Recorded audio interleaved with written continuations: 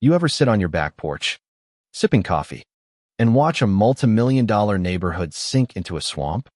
Because that was me, right there, watching a woman in a designer raincoat scream into her phone while frogs croaked from her flooded lawn.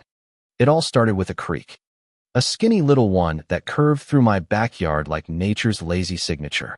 I called it my sanctuary, a place to unwind after long days welding pipes and crawling under houses. No HOA, no rules, just me, a folding chair, and the sound of water slipping over stones. Then came the expansion. See, our neighborhood was split in two. On one side, the original homes, modest, personal, a little rough around the edges. On the other, a newer development run by the Aspen Valley HOA. Big houses, bigger egos, and somewhere between redrawn zoning lines and some backdoor deals with the city council, our side got annexed.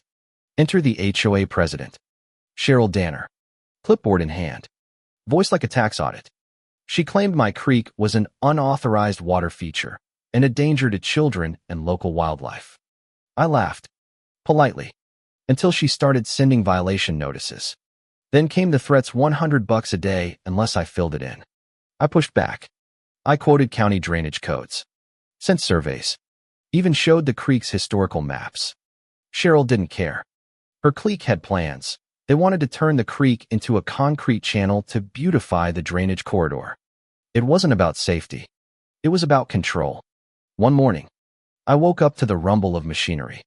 A cement truck had backed into my yard, guided by a guy in a neon vest. Drainage project.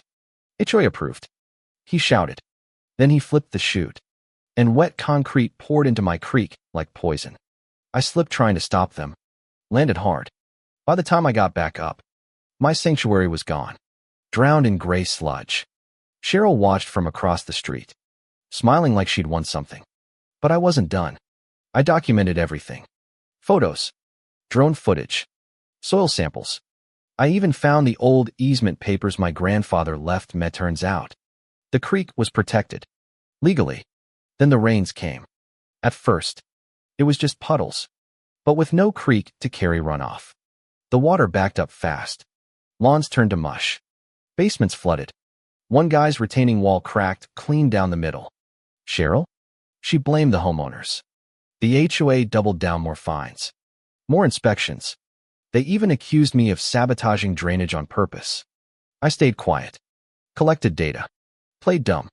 Then I sent everything, a drone footage, the legal documents, even audio from a contractor admitting the HOA bypassed permits to the county and local news.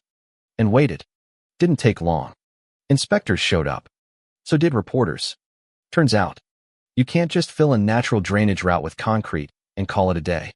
The HOA had broken environmental regulations, county codes, and about 6 other laws.